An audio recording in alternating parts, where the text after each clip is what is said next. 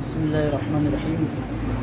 अज़ीज़ दोस्तों, मैं आप लोगों के सामने ये वीडियो बनाने का मकसद ये है कि मैं आप लोगों को नमाज़ ईद उल फ़ितर कैसे पढ़ना चाहिए। हमारे बहुत सारे भाई कंफ्यूज रहते हैं।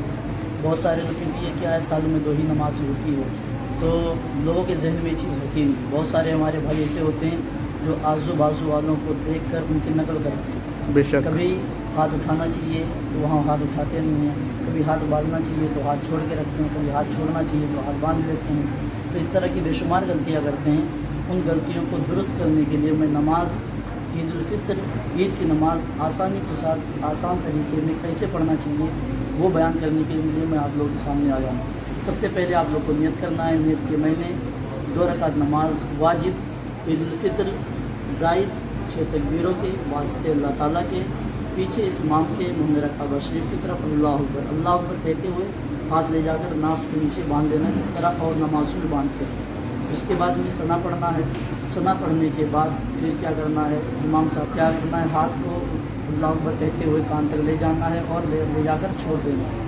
फिर दूसरी बार अल्लाह अकबर कहते हुए हाथ कान तक ले जाना है और लाकर नीचे छोड़ देना है। तीसरी बार अल्लाह अकबर कहते हुए हाथ ले जाकर नाफ के नीचे बांध लेना है। आपके जो इमाम साहब होंगे वो औज़ु बिल्लाह बिस्मिल्लाह पढ़ेंगे, उसके बाद में अलहम्दु शरीफ पढ़ेंगे और उसके साथ कोई सूरज मिलाएंगे।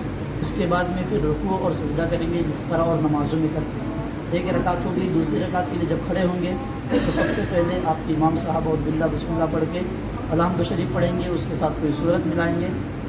फिर तकबीर कहते हुए अल्लाह अकबर कहते हुए कानों तक हाथ ले जाएंगे और लाकर नीचे छोड़ देंगे। फिर दूसरी मरतबा कानों तक हाथ ले जाएंगे, अल्लाह अकबर कहते हुए लाकर नीचे छोड़ देंगे।